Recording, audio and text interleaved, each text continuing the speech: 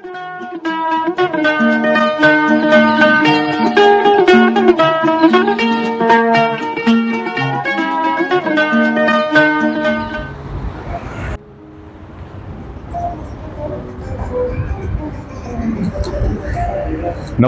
आदाब, hello friends, आपके साथ मैं हूं फराज और चैनल है फिल्मी फराज।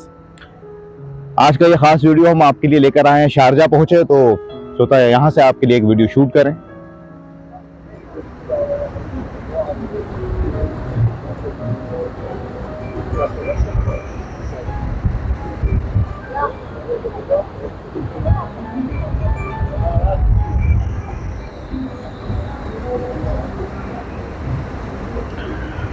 तो आज के इस खास कार्यक्रम में हम आपको खास बात बताएंगे और वो खास बात यह है कि ऐसा कहा जाता है, हो सकता है आप ना माने, लेकिन बहुत से लोग ये मानते हैं कि ये गीत जिसका आज हम जिक्र करेंगे रफ़ी साहब के 10 बेहतरीन नगमों में से शामिल किया जाता है, क्योंकि ये गीत जो है, ये नगमा है, बड़ा अद्भुत किस्म का है। इसे जब हम सुनते हैं तो हमारे रोंगटे खड़े हो जाते हैं। इतना कमाल का इसे लिखा गया है, संगीत और रफ़ी साहब ने गाया है। लेकिन वीडियो बनाने का मकसद ये है कि ये गीत पहले किसी और ने गाया था। वो क्या पूरा मामला है, इस पर बात करते हैं। दोस्तों, प्रदीप कुमार जी एक ऐसे हीरो रहे जिनकी कामयाबी में, वैसे तो हर हीरो की कामयाबी में रफ़ी साहब की आवाज़ का जो है वो योगदान रहा है, लेकिन प्रदीप कुमार की फिल्में कौन भूल सकता है। ताजमहल को, 100 बार जन्म लेंगे, उस्तादों के उस्ताद, बहू बेगम और बहुत सारी फिल्में हैं, चित्रलेखा, मन रे तो काहे ना धीर धरे, रफ़ी साहब के फेवरेट नगमों में से एक। तो ये गीत जो है, ये प्रदीप कुमार साहब ही की फिल्म का है जो मैं आपसे जिक्र कर रहा हूं कि रफ़ी साहब के 10 बेहतरीन नगमों में इसका शुमार है। कौन सी ये फिल्म है, कौन सा ये गीत है, इस पर हम बात करते हैं। तो साहब, 1965 में एक फिल्म आई थी, भीगी रात।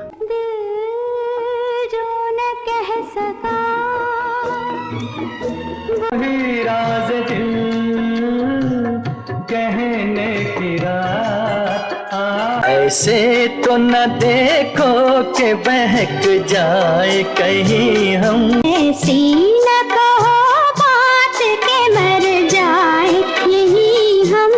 जा दीवाने जा कहीं पिकोला पिकोला। बस देखा खफा हो गए हैं, जाने वो कौन है, क्या नाम है उन आँखों। जी हाँ, भीगी रात, अशोक कुमार साहब, मीना कुमारी जी और प्रदीप कुमार। अब जब अशोक कुमार जी और मीना कुमारी जी और प्रदीप कुमार का जिक्र आता है तो इन तीनों ने कई फिल्मों में साथ काम किया है। आरती हो, भीगी रात, चित्रलेखा, बहू बेगम। उसके अलावा मीना कुमारी जी ने अशोक कुमार साहब के साथ खूब काम किया है। बाकी इन तीनों की बड़ी जबरदस्त वो केमिस्ट्री रही और इनकी फिल्में भी काफी चली, क्योंकि लोग पसंद करते थे, इसलिए इनको फिर कई फिल्मों में लिया गया और नगमे भी बड़े जबरदस्त रहे। लेकिन आज हम जिक्र कर रहे हैं भीगी रात का। अब भीगी रात में बहुत से गीत हैं लता जी की आवाज में, आशा जी और रफ़ी साहब ने तो गाए हैं प्रदीप कुमार जी के लिए। वो गीत जो लता जी ने भी गाया और रफ़ी साहब ने भी गाया, दिल जो ना कह सका, रफ़ी साहब ने जो गाया वो ज्यादा मशहूर हुआ, वही रात।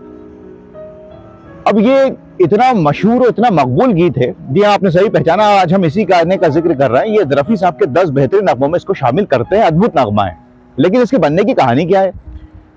अब ये फिल्म डायरेक्ट की भीगी रात कालिदास जी ने, और वो प्रदीप कुमार जी के भाई थे, ये हम जानते हैं। लेकिन ये जो फिल्म थी, जब इसकी शूटिंग चल रही थी तो बहुत बड़े बजट की फिल्म नहीं थी और इसमें थोड़ा डिले हो रहा था शूटिंग में, और बीच में अशोक कुमार साहब की प्रोड्यूसर से कुछ अनबन हो गई तो फिल्म की शूटिंग रुक गई। फिर बाद में डबल से शूटिंग शुरू हुई, मीना कुमारी जी बीच में आई और वो सारी चीजें। फिल्म की शूटिंग मुकम्मल हो गई थी, गाने भी रिकॉर्ड हो गए थे, कुछ हिस्सा रह गया था। उस कुछ हिस्से में ये जो गीत है रफ़ी साहब की आवाज में, जिसे बाद में रिकॉर्ड किया गया, दिल जो ना कह सका, वही राज़ दिल, ये रिकॉर्ड नहीं हुआ था। अब क्योंकि मैंने आपको बताया कि बजट कम पड़ गया था, लिहाजा बाद में ये हुआ, प्रोड्यूसर ने कहा डायरेक्टर से कि जल्दी जल्दी आप निपटा लीजिए और ये गीत जो है किसी और से इसको गवा लीजिए, रफ़ी साहब से ना गवाएं, क्योंकि नए सिंगर से किसी से गवा लेंगे तो कम पैसों में गा देंगे। हालांकि रफी साहब भी कम पैसे ही ले लेते, हम तो जानते हैं रफी साहब कैसे थे, लेकिन प्रोड्यूसर को ये बात नहीं मालूम होगी। फिर महेंद्र कपूर साहब से कहा गया, उन्होंने इस गीत को रिकॉर्ड किया, दिल जो ना कह सका।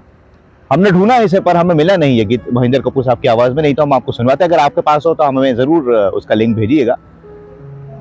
महेंद्र कपूर साहब ने रिकॉर्ड किया, लेकिन ये बात जब प्रदीप कुमार को पता चली कि रफी साहब ने इस गीत को रिकॉर्ड नहीं किया है, क्योंकि मैंने आपको बताया कि ज्यादातर प्रदीप कुमार साहब के गीत रफी साहब ने गाए हैं और गारंटी हुआ करती थी, फिल्म चला करती थी।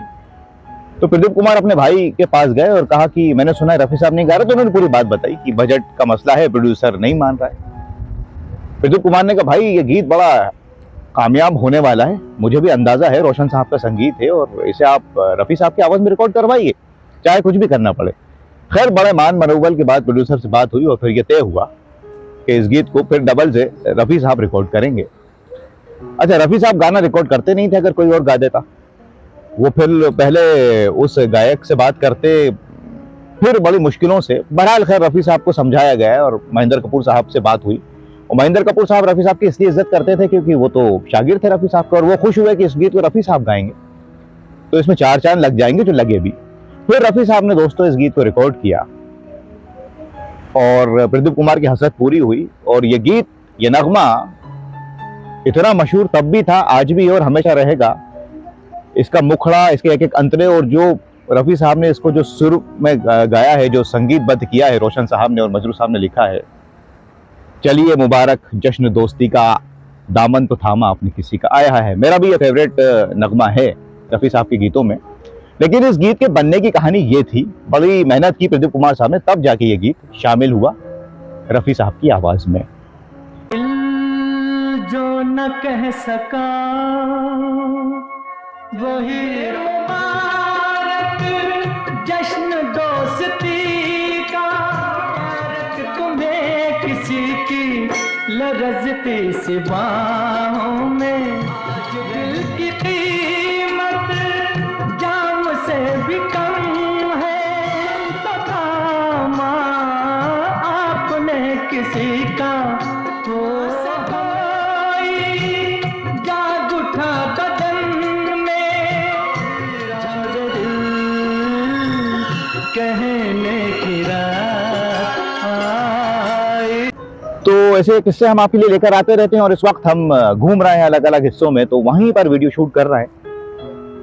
हो सकता है थोड़ा साउंड में कोई प्रॉब्लम हो, लेकिन ओरिजिनल लोकेशन की बात अलग होती है। दोस्तों आप हमें कमेंट्स करके बताइए आपके पास कोई और इन्फॉर्मेशन हो।